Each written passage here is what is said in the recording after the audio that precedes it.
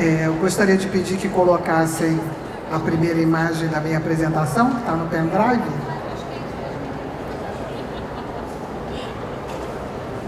Obrigada. Boa tarde a todos. É um prazer imenso estar aqui com meus colegas, professores, uma oportunidade de reflexão que eu espero ser útil e espero encontrar eco em vocês. Como já foi anunciado, o que eu vou apresentar e muito mais está nesse livro, que é fruto dos meus 53 anos de magistério, que eu acabo de completar esse ano, em dezembro, todos em sala de aula. E, na verdade, eu acho até interessante que a gente que eu tenha assistido uma parte da palestra anterior, porque o que eu vou questionar é exatamente o oposto do que ele estava propondo. Talvez porque a vivência dele não seja exatamente a mesma que eu, que sempre trabalhei no ensino público e gratuito. E foi uma opção de vida, né? Uma opção, um foco, porque me parecia a área que eu poderia contribuir melhor. Então, sem mais delongas, vou para o primeiro slide, por favor. Me deram exatamente 10 minutos para eu falar dos problemas da educação no Brasil. Tem que passar, né? Obrigado. Então, eu vou ter que correr um pouco, ser bem sucinta na minha apresentação, começando por que pensar educação. É claro que eu nem preciso responder, porque todos nós educadores sabemos perfeitamente que um dos grandes problemas da educação brasileira, a meu juízo, é o número incessante de propostas de reforma. Não há um governo novo que entre que mantenha o que foi realizado no governo anterior. E nós, através desses 50 anos em sala de aula, mais de 50, nós somos os meros executores de ideias, as quais muitas e muitas vezes nós não concordamos, mas ninguém nos pergunta por quê. Então, a primeira colocação que eu gostaria de fazer, se esse meu apelo chegasse às autoridades brasileiras, eu diria isso, porque nós temos que repensar e pensar e repensar a educação. Porque a verdade é que os professores estão cansados de tantas reformas, de tantas medidas que mudam ou o conteúdo do currículo, ou o próprio currículo, ou a estrutura, né, do currículo, como está acontecendo agora, por exemplo, no ensino médio. A implantação de um modelo curricular totalmente diferente do que vigia, que eram de disciplinas.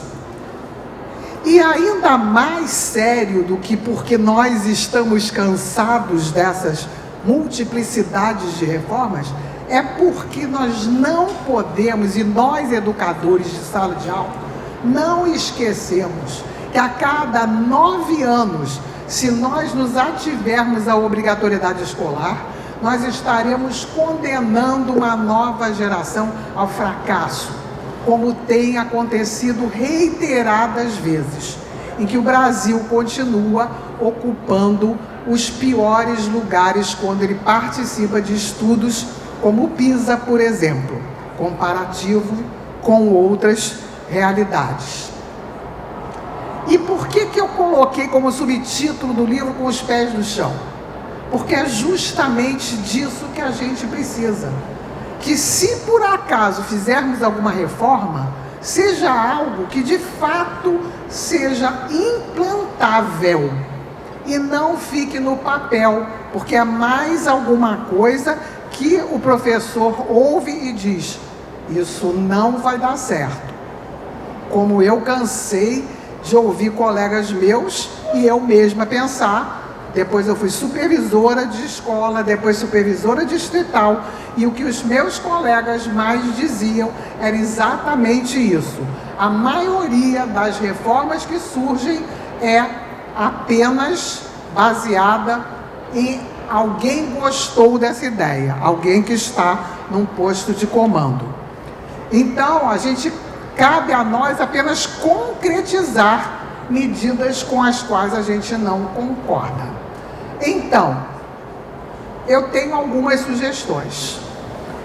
O que nós, professores, principalmente das redes públicas, precisamos, mas não apenas da rede pública, porque na escola particular nós também estamos tendo sérios problemas em relação, por exemplo, à autoridade do professor, que é uma coisa que tem que ser imediatamente reconstituída. Dar trabalho seguro. Professor hoje é uma profissão de risco.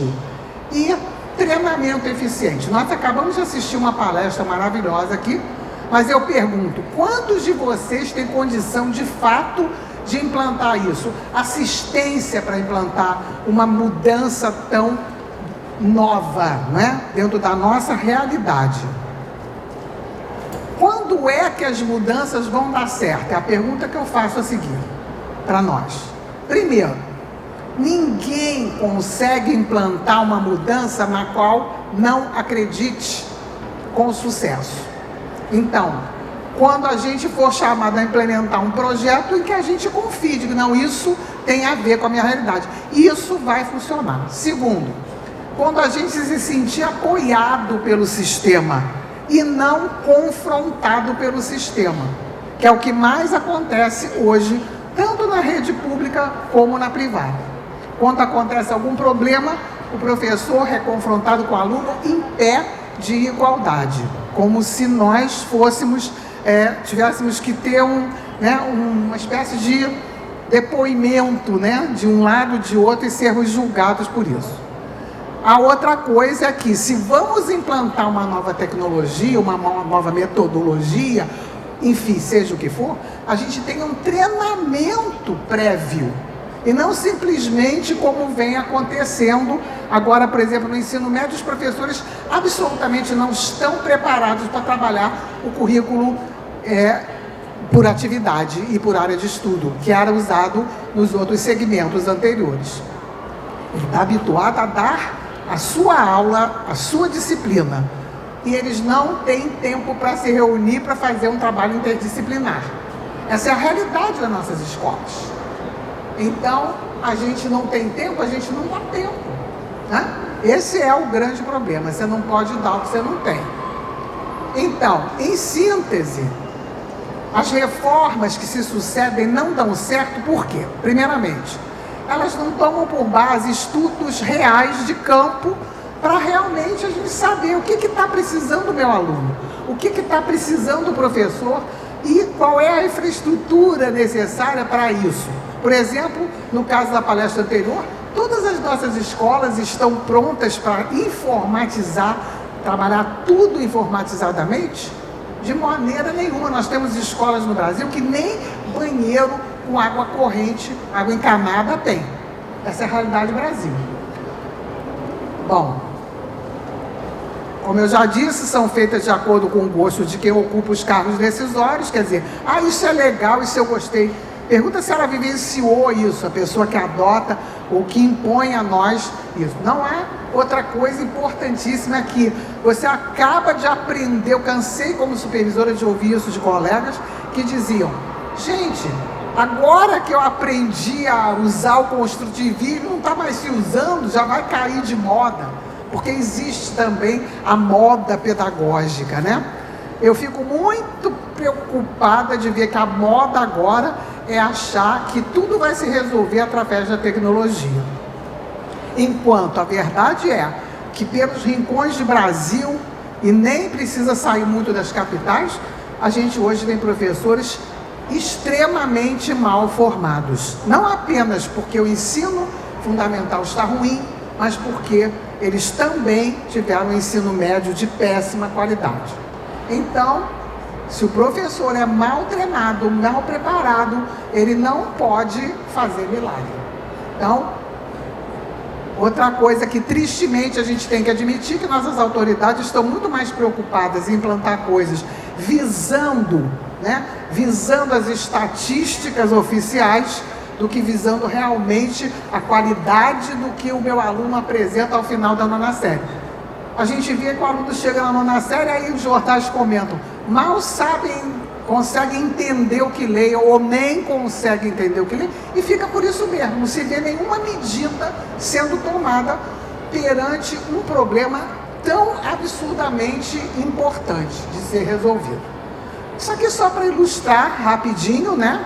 Até porque tudo tem que ser rapidinho aqui hoje, mas o Brasil continua, como vocês estão vendo, desde 2000, quando entrou o primeiro estudo do PISA, até 2015, que foi o que eu botei, nós continuamos entre 72 países como os piores, entre os piores. Não somos o último, mas somos os quase últimos. Então, se nós queremos qualidade, nós não podemos fazer mudanças. Vou dar um exemplo só, os outros eu vou passar rápido por causa do tempo. Mas, por exemplo, não sei se alguns de vocês pegaram aqui ainda a mudança que acarretou em você não ter mais regime seriado no ensino fundamental e passou para os ciclos. Alguém pegou? Você pegou? Eu peguei também. Eu vou pedir mais 2 minutinhos para concluir. Então, o que nós tivemos foi um projeto que, na verdade, foi nos apresentado como para melhorar a qualidade, mas, na verdade, o que as autoridades queriam com a implantação do regime de ciclo era que nossos alunos passassem direto até a 5ª série, porque assim liberava vaga sem precisar se usar mais verbas governamentais para aumentar o número de vagas que era necessário. Então, com isso porque nós tínhamos um estrangulamento de repetência na 1ª série, então o aluno ficava preso ali.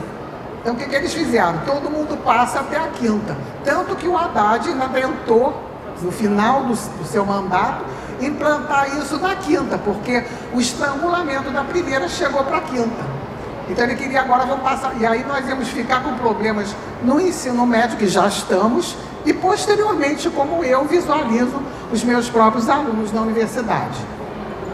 Então isso é só um exemplo, nem vou discutir esse, mas lembrando que teve uma fase em que o professor de História tinha que dar Geografia também, e o de Geografia tinha que dar História também, e inventaram o nome Estudos Sociais, e eu, que era supervisora, tinha que convencer meus professores de que isso era ótimo.